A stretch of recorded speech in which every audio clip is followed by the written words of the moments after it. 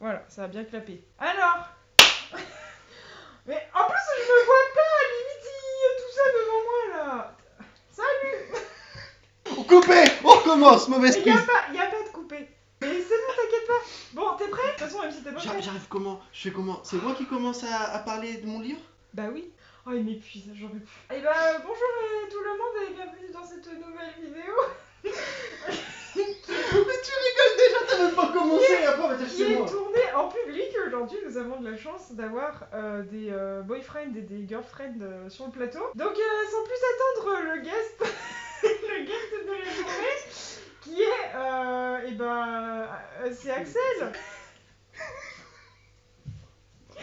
Bonjour tout le monde. Salut. Bon, alors aujourd'hui, qu'est-ce qu'on va faire, Axel? On va présenter des livres. Oui, bah en fait, t'as raison, en plus, c'est ça. Alors, toi, tu vas en présenter? 3. Pourquoi tu te focuses? Focus-toi pas. T'as qu'à me parler à moi. Donc tu... Non. C'est pire. Donc tu vas en présenter 3? 3. Et moi aussi 3. Ça fait... Tu vas essayer. Oui. Ça fait 6. Oui. Oui. On va faire 3-4 vidéos, je pense. Non. Non. 3-4 essais. Un film. Blockbuster. Des bloopers. Donc, alors, sans plus attendre, c'est juste un principe d'inviter sur ma chaîne Axel. Et pas n'importe lequel. Et si vous voulez aller le suivre sur Instagram, j'en profite maintenant parce que sinon je vais oublier après. Et bah faut y aller, voilà. Je mets sur ma tête son compte. Ouais, Et- parce que je me rappelle plus le nom de mon compte. Mais suivez-le. Voilà, donc bah, allez, sans plus attendre, on va dire que c'est des coups de cœur qu'on présente quand Ouais, même. ouais, des vieux coups de cœur, mais des bons coups de cœur. Et bah c'est tout ce qui importe. Voilà. C'est bon. Aujourd'hui, on va juste se présenter des petits coups de cœur comme ça. C'est parti. Ce qui va monter un petit peu le niveau de ma chaîne, puisque à part vous présenter des mangas et des mangas, depuis quelques mois, il n'y a rien d'autre sur ma chaîne. Donc aujourd'hui, on va Je suis là pour régler tous ces problèmes. Aujourd'hui, on va parler roman. Ça va être Axel qui va commencer, parce que c'est lui qui est la qualité. Peut-être veux-tu te présenter en quelques phrases, dire En peut-être quelques phrases. ton Ok. métier qui pourrait découdre du coup du fait que tu Oui, bien entendu. présentes bien les livres. Eh ben, je suis tout simplement libraire au Ouais. Cultura d'Annecy, Et ben voilà, la classe. La Le gars, classe. dans le lac. dans le lac. Ouais, je suis en immersion tout le temps. Donc voilà, donc on a un libraire et bibliothécaire, donc ça devrait le faire pour cette vidéo. Oui, on va Ok. compter sur le libraire. Vas-y. Pour mon premier coup de cœur, je vous présente Erectus de Xavier Muller, qui est un thriller un peu science-fiction. On suit Stephen Gordon, qui est un membre de l'OMS, qui va recevoir des clichés de photos d'un éléphant avec 4 défenses. Il va se rendre sur place en Afrique du Sud et il va se rendre compte que cet éléphant a régressé à un stade préhistorique. Très vite, on va émettre l'hypothèse d'un virus qui va se confirmer. D'autres espèces à travers le monde vont régresser à l'état préhistorique. Et donc très vite, on va naturellement se poser la question, est-ce que ce virus peut être transmis? À l'homme. Très bien. Ouais. On a très vite la réponse. Oui, bien entendu. On va remarquer que des hommes vont régresser au stade d'Erectus. Sinon, il n'y aurait pas de roman, peut-être. Ça aurait raccourci la chose. Oui, petite nouvelle quoi. Voilà, une petite nouvelle. Ouais. Mhm. Donc le roman va être séparé, on va dire, en deux étapes. La première étape, ça va vraiment être la gestion de cette crise, la découverte de ce virus. On va commencer à isoler les personnes malades et voir qu'est-ce qu'on va faire pour les soigner. Genre c'est le etc. Covid. Ouais, c'est un Covid particulier. C'est un Covid particulier. Mais voilà. Et dans une deuxième étape, on va être un peu plus sur un côté, les films Planète des singes, où on va voir ces Erectus, donc une bonne partie vont être chassés, où on va les confiner, et qui vont vouloir s'affranchir un peu de leurs conditions, parce que même si ce sont des Erectus, ils ont quand même des sentiments, etc. Et ils ressentent clairement qu'ils se font maltraiter. Bien évidemment, ça va poser pas mal de questions chez les humains, encore humains. C'est sur que vont-ils faire de ces Erectus. Si beaucoup, ça va être l'élimination, d'autres vont tout faire pour essayer de les soigner. On oublie parfois que ces Erectus, c'était des humains il y a encore quelques temps. Donc il va vraiment avoir ce conflit entre l'humanité et ses Erectus qu'on va soit défendre, soit éliminer. C'est du coup très intéressant. Ce qui est fascinant, c'est que l'auteur, même si on n'aime pas trop la SF, il va vraiment apporter tout un côté réel grâce à la science et l'histoire. Notamment sur les espèces en fait disparues, on a vraiment les termes, et si on recherche après sur internet, effectivement en fait toutes les espèces qui ont régressé ont vraiment normalement existé. Donc c'était Erectus de Xavier Muller que je vous conseille très fortement. Très bien, merci. Tu sais quoi, ça m'a fait penser un peu là, là je suis un peu en mode série apocalypse, zombies, des trucs comme ça. Et il y a pas mal, des fois à partir du moment où les gens ils se transforment, il y a toujours un peu ce conflit en mode oui mais il y a 1 heure c'était des humains et genre il faut qu'on les tue. En plus là ils ressemblent quand même à des humains, bon même s'ils ont les Oui, peaux voilà, c'est exactement ça. Et ça me fait penser à ça, il y a souvent ce conflit, tu sais, un peu de société, genre est-ce qu'on peut pas les guérir, parce qu'en fait il faut les tuer sinon après ils contaminent tout le monde. Mais t'as un peu la partie éthique qui reprend, bon, même C'est si, ça, même c'est si totalement ça. les zombies par rapport à ton livre ils ont pas de version évoluée, enfin c'est juste des bêtes qui veulent manger. Mais ouais, ça fait un peu penser à ça, le côté réflexion sur la société. Effectivement, on peut pas tuer n'importe qui. Oui, Enfin, sur un bien claquement de entendu, doigts, quoi. et surtout bien évidemment dans les personnages qu'on va suivre, certains vont voir leurs proches transformés, donc ça accentue vraiment en fait la relation entre les lecteurs et les protagonistes, où on va se mettre à leur place et on se dit mais si c'était ma femme qui était transformée, qu'est-ce que je ferais? Bon, pour certains la question elle est vite réglée, hein, on la laisse. Mais c'est pas pour tout le monde un choix facile. Mais quel beau. Non, je plaisante naturellement. À savoir que le tome 2 est sorti. J'ai pas encore eu la chance ni le temps de le lire, mais je pense qu'on est encore sur du très bon livre. Ah, parce que du coup, c'est une fin avec une possibilité de tome 2. Oui, c'était. Oui, Ok, d'accord. Ça se clôture, mais on sait que voilà, c'était très ouvert à la suite, et la preuve, c'est que le tome 2 est sorti. Ok. Et c'est chez quelle édition là du coup? Alors, moi, c'est chez Pocket. Pour le reste, je ne me rappelle plus le D'accord. bon format. D'accord. Non, Je mais crois que celui-là, c'est c'est XO, bien. mais je ne suis pas sûr. On coupera au montage si c'est pas XO. Non, je rajouterais, c'est pas XO. Ok, t'as fini? Enfin, t'as fini. Bah, c'est bon? Bon, oui, on T'as pourra. d'autres choses à ajouter? Bon, non, sinon je m'en rappelle plus. À moi? À moi? À toi. Bah, moi, merci.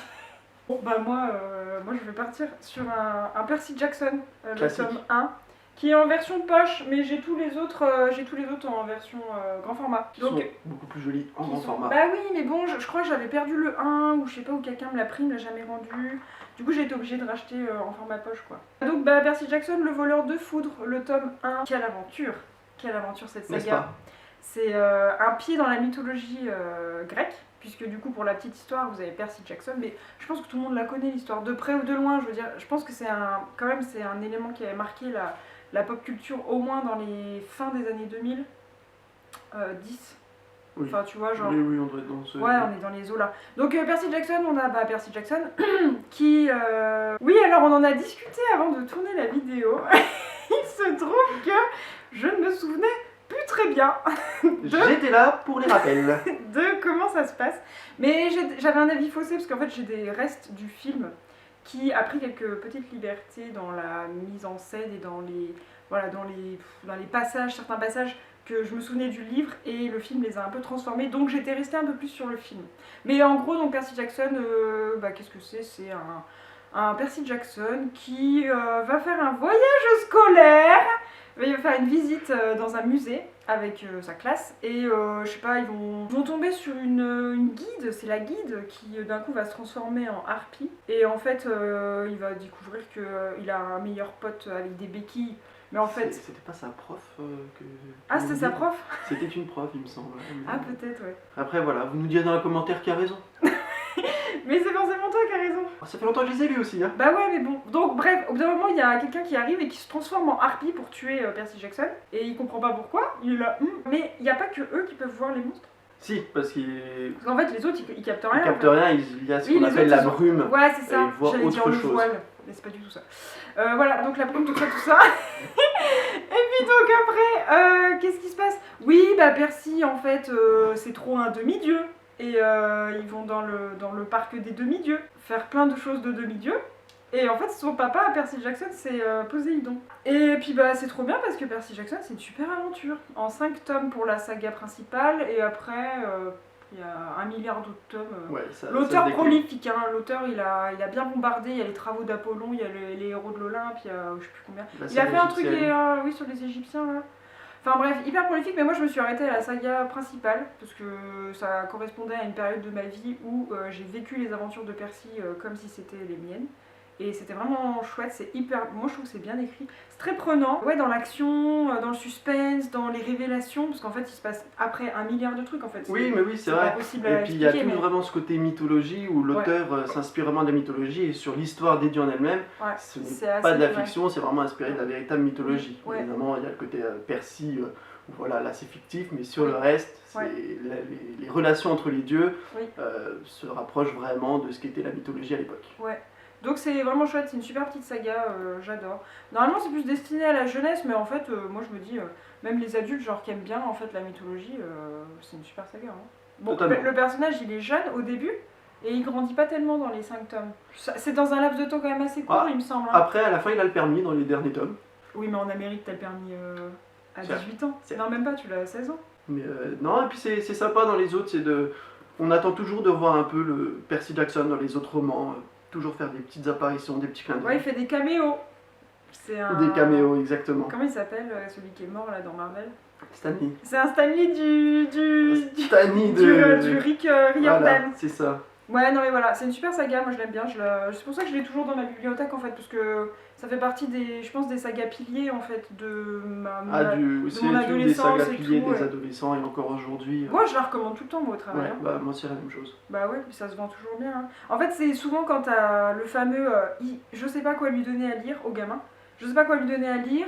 Il faudrait un truc intéressant et pas forcément très long, mais du coup là t'as plusieurs tomaisons. Mais en fait, ça se lit quand même hyper vite. Tu vois, là moi en version poche, d'accord, il y a 460 pages, mais ça se lit quand même super vite. Oui, oui, c'est très Et fluide. c'est très prenant. Donc moi, c'est une des séries que je recommande quand on est un peu justement sur le format je sais pas quoi lui donner à lire et j'aimerais qu'il commence à lire vraiment. Alors, en plus là, il y a le côté mythologique qui est vrai Oui, hyper puis bien surtout représenté. que chez les enfants, alors juste un peu à période adolescente, beaucoup s'intéressent à la mythologie. Ouais.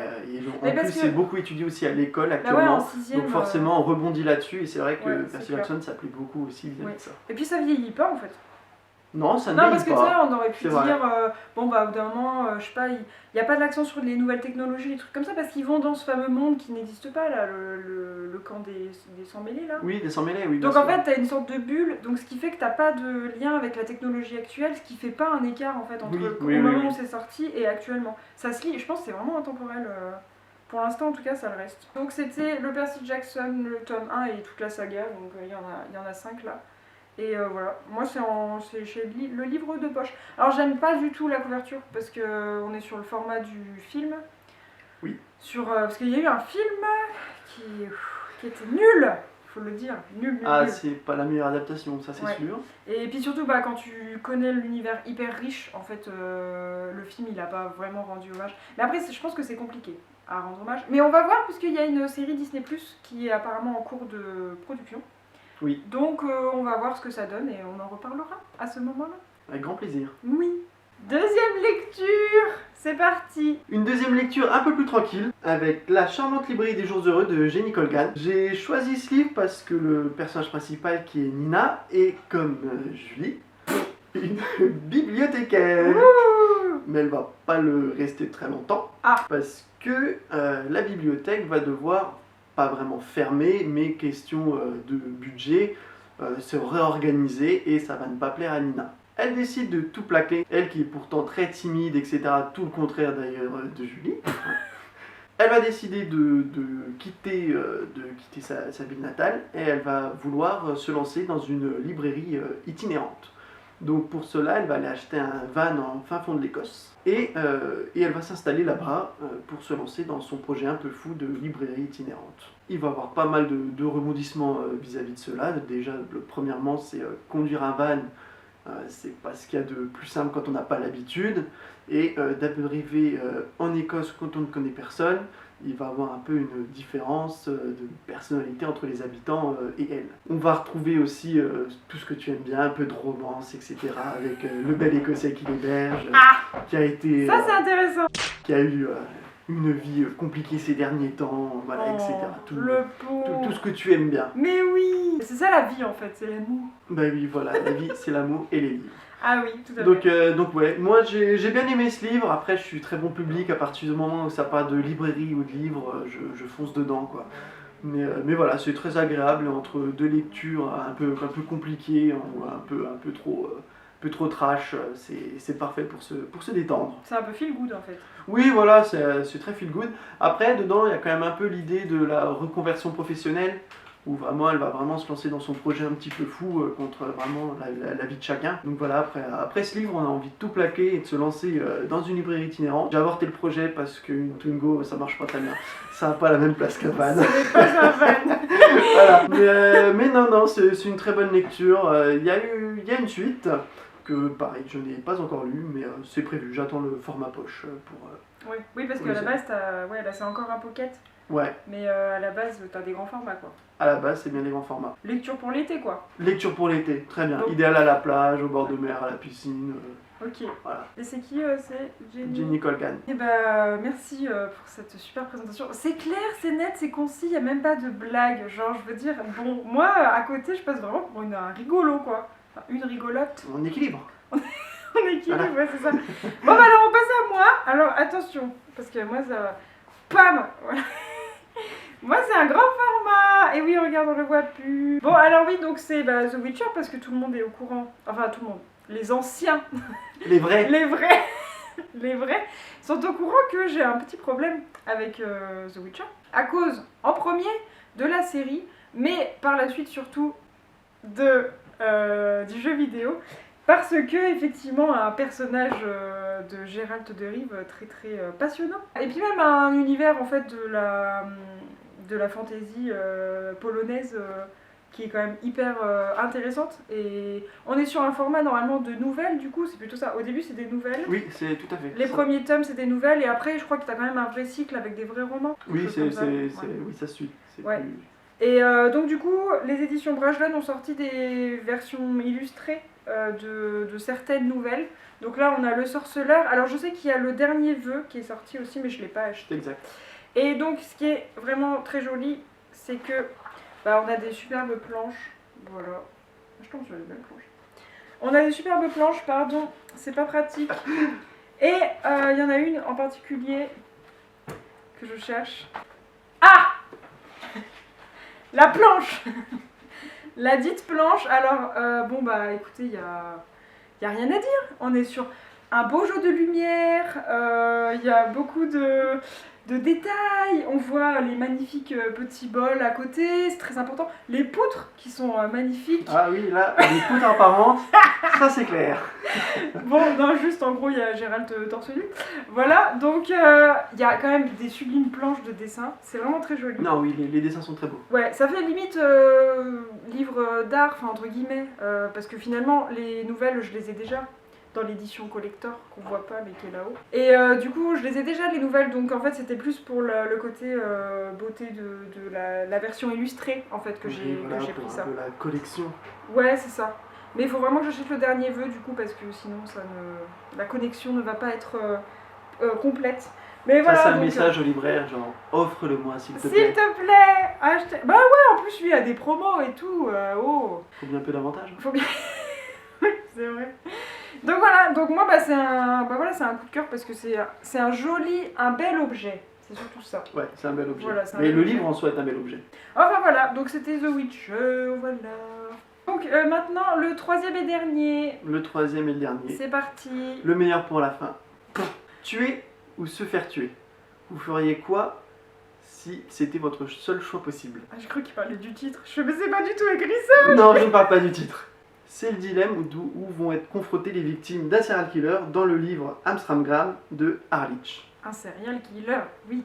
Oui, donc comme je viens de le mentionner, on est sur un serial killer particulier qui va kidnapper ses victimes, les isoler dans des lieux clos, par exemple une piscine abandonnée au fin fond du bassin, avec juste... Ah, tu peux pas remonter? Non, tu ne peux pas remonter. Avec juste un pistolet, un message.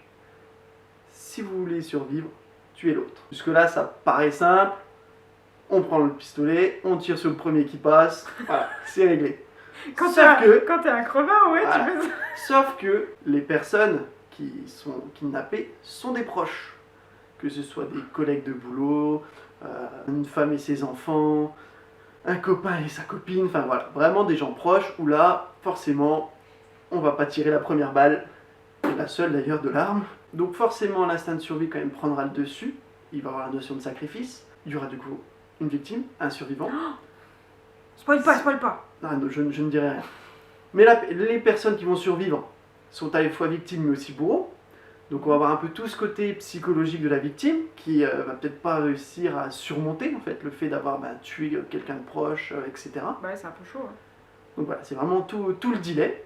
Ok.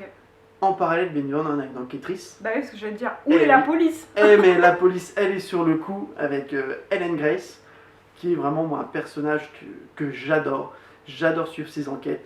Elle a une passion un peu particulière qui, toi, je suis sûr, te plairait. Ah, qu'est-ce que c'est? Je veux pas trop le révéler, Bah je te le dirai en off, tu vois. Mais voilà, c'est une flic un peu atypique, un peu, pas glaciale, mais voilà, elle fonce un peu tête baissée, elle a pas peur. Elle a pas peur du danger et elle y va. Et donc, elle va très vite comprendre que, bien évidemment, il y a quelqu'un derrière tous ces kidnappings. Et on va vraiment, elle va se mettre sur la trace de ce tueur. Bravo Sherlock, hein. Excuse-moi, Bravo, mais... Voilà. Mais ce qui est vraiment très bien dans Amsterdam, c'est que du début à la fin, on n'a aucune identité du tueur. Et c'est comme ça dans beaucoup de ces romans, Harlich, où quand l'assassin n'est pas mentionné volontairement au début, on est toujours surpris, on se dit mais alors je ne l'ai pas vu venir. Et là dans celui-ci, on ne le voit pas venir et ça c'est ça qui est excellent. C'est une plume très efficace, des chapitres très courts, très prenants, beaucoup de cliffhangers, on va jusqu'au bout et vraiment on ne lâche rien. Une fois qu'on a eu celui-là, on a envie de suivre toutes ses aventures, la suite. Bien commencer par le premier, car il y a vraiment une évolution dans le personnage, dans les enquêtes, certaines vont être reliées d'ailleurs.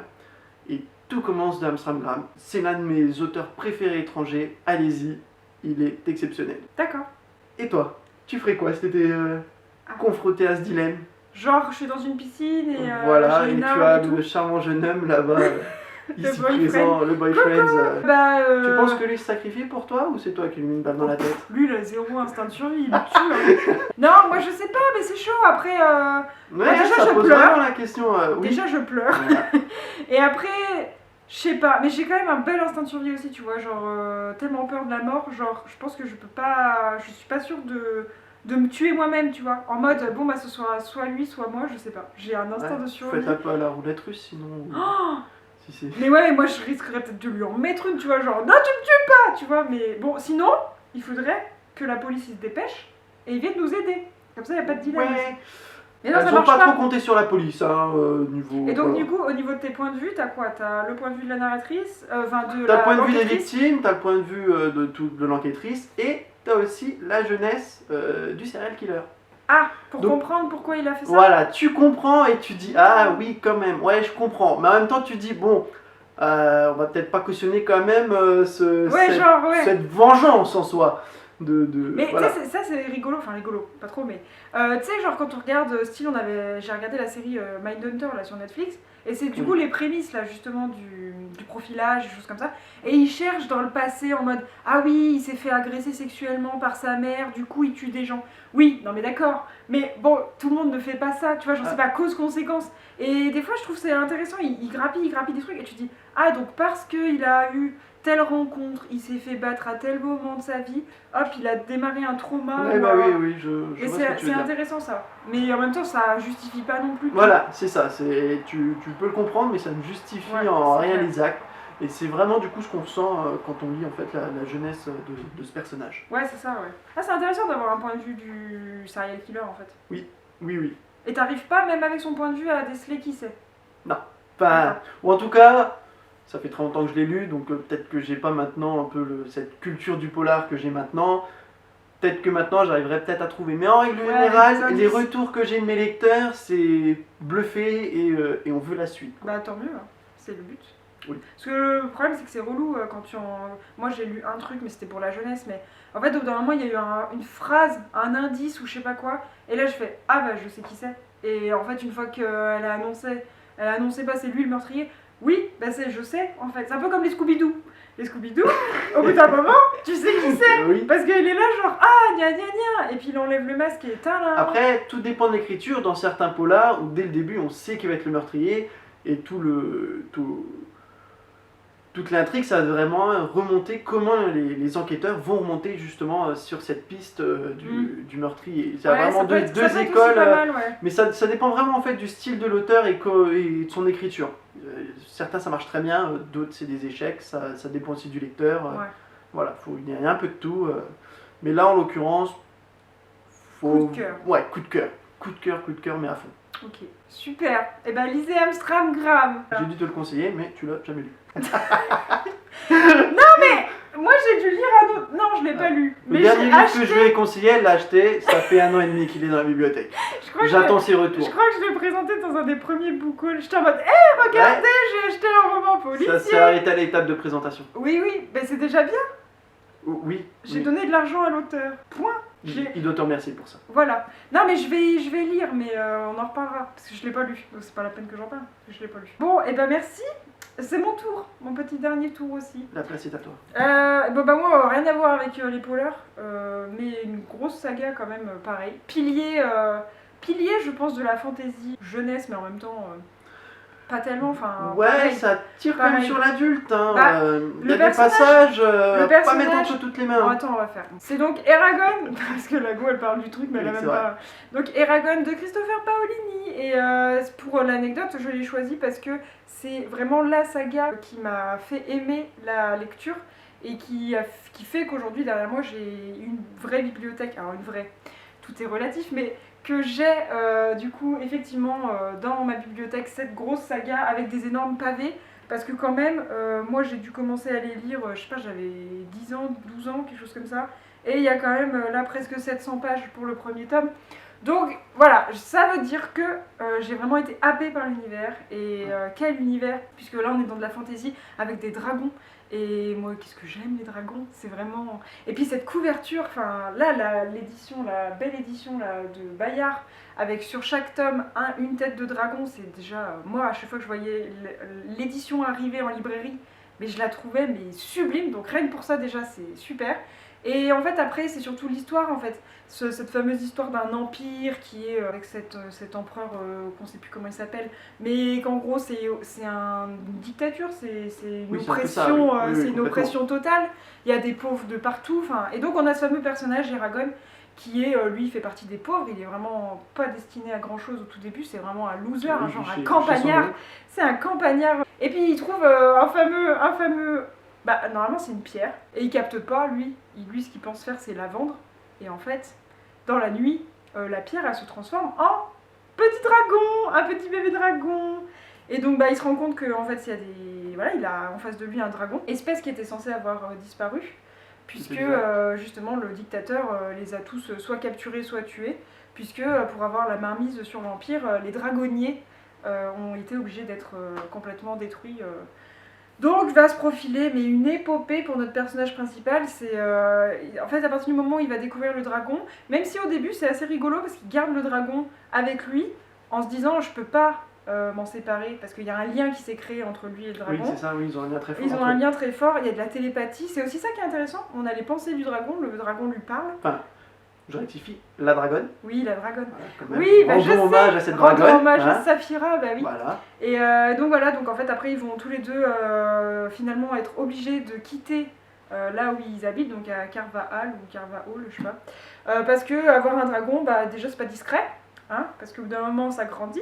Et c'est très grand un dragon, donc on peut pas y garder dans une ferme. Et puis même en fait, à partir du moment où les bruits vont courir, oui, et puis ils sont en danger. Oui, il y a les assassins qui vont venir dans son village, qui vont tuer pas mal de monde, dont son oncle, si je ne me trompe pas. Et là c'est bon, là c'est parti. Et voilà, après ça se lance. Il faut se venger, il faut aussi faire attention à sa vie en fait. C'est pas tant non plus la vengeance pour dire de la vengeance, il y a aussi la partie il faut sauver le peuple. Parce qu'en fait du coup Eragon se rend compte au fruit de ses rencontres qu'il y a un véritable problème au niveau de l'Empire et que lui, avec son dragon, il peut peut-être faire quelque chose. Voilà, mais il n'est pas stupide, il court pas dans le danger non plus comme un concon, et il écoute un petit peu les conseils des personnes qu'il va voir tout au long de son voyage. Et ça, c'est intéressant parce qu'on aurait pu avoir un personnage assez bête qui fonce dans le tas. Il a aussi tout le poids de l'espoir qu'ont les gens sur lui, sur ces rebelles, qui vont miser en fait un peu toute leur Ouais, donc leur tout. future campagne pour renverser cette dictature Ouais. sur Eragon, malgré son jeune âge, etc. Ouais. Et on a une Ouais, diversité aussi du coup des peuples, parce qu'au fur et à mesure des 5 tomes qu'on a, on va rencontrer des nains, on va rencontrer des elfes, on va rencontrer des créatures de l'ombre, enfin, il y a une richesse aussi au niveau du langage, il y a toujours un glossaire à la ouais, fin. le langage, moi, c'est quelque chose que j'ai adoré dans Eragon. Ouais, il y a un répertoire de langage ancien, le répertoire des langages des Urgals, enfin, du coup ça fait vraiment une immersion complète quoi. Totalement. Et moi, du coup, quand j'ai commencé à lire ça, mais je les ai dévorés et j'avais tellement hâte qu'ils sortent une fois par an, ou même c'était une fois tous les 2 ans. Même pour le dernier, Augmente, le l'héritage. dernier, on n'était pas sur L'héritage, du 10 ans. Ouais, on était sur 10 ou Très long, hein. 10 ans. Ouais.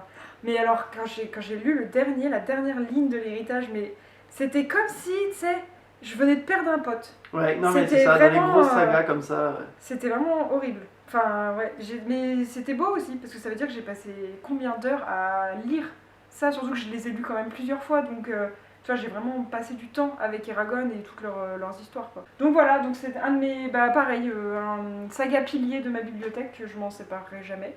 Ouais, Donc, moi de même. donc voilà pour mon coup de cœur Eragon. Je crois que j'ai tout dit, à peu près. Juste, c'est une épopée avec un garçon, un dragon, ils vont sauver l'Empire et au prix de sacrifices et au prix de rencontres aussi, des rencontres très fortes. Et un rythme au niveau de l'écriture qui est assez soutenu.